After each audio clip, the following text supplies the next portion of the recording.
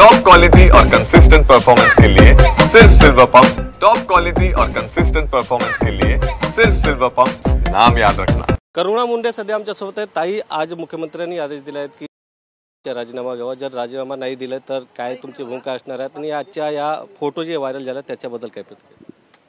फोटोबद्दल मी हे का सांगू शकते, मी तो निशब्द झालेले आहेत तरी पण बोलावं लागते।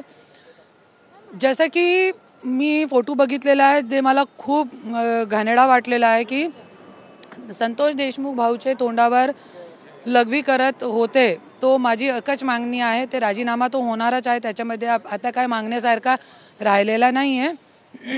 पण माझी एकच मागणी राहील पुढे की जसं संतोष देशमुख भाऊचे तोंडावर लघवी केलेली आहे तसंच ते सगळे आरोपीला जनतामध्ये आणावं लागेल आणि त्यांचे तोंडावर लघवी करावं लागेल।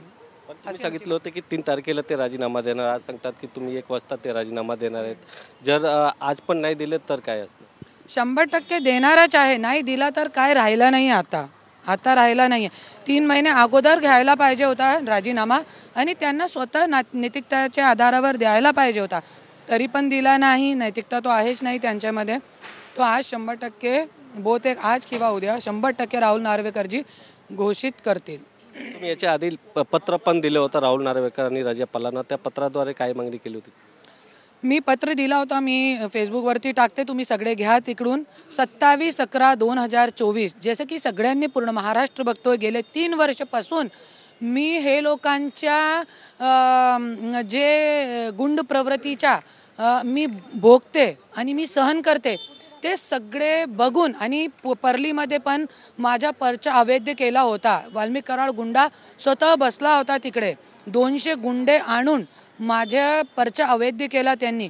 माझा जो अनुमोदक सूचक होता त्यांना उचलून गेले आणि माझा पर्चा अवैध केला क्योंकि मी तिकडे जिंकणार होती। आणि त्यानंतर मी राहुल नार्वेकरजीला निवेदन दिला क्योंकि त्यांची क्रूरता मला माहिती आहे ना, आणि असे क्रूर व्यक्तीला तुम्ही मंत्रीपद देताय, त्याच्यासाठी माझी मागणी होती। आणि ते निवेदनमध्ये मी हेच लिहिलेलं आहे की असे क्रूर व्यक्तीला तुम्ही मंत्रीपद देऊ नका, हे समाजासाठी खूप घाणेरडा आहे। आणि 9 डिसेंबरला हे घाणेरडा कृत्य झाला। धनंजय मुंडे यांच्या राजीनाम्यानंतर तुम्ही काय समाधानी असणार आहेत का की याच्या पुढे पण काही मागणी करणार आहेत? हां, 100% जे राजीनामा झाला तो त्याच्यामध्ये मी समाधी नाही असणार आहे। जे वाल्मिक कराडनी सांगितलं होता की आम्हाला मृत्यूची जे कोणी दोषी असेल त्यांना मृत्यूची सजा झाली पाहिजे, तो त्यांची मागणी पुरी करा। धनंजय मुंडेची मागणी आहे की जो कोणी दोषी असेल त्यांची फाशीची सजा झाली पाहिजे, तो धनंजय मुंडे आणि वाल्मिक कराडची जी मागणी आहे ते पुरी करा। कॅमेरामॅन संतोष कदमसह गोविंद ठाकूर, TV9 मराठी, मुंबई।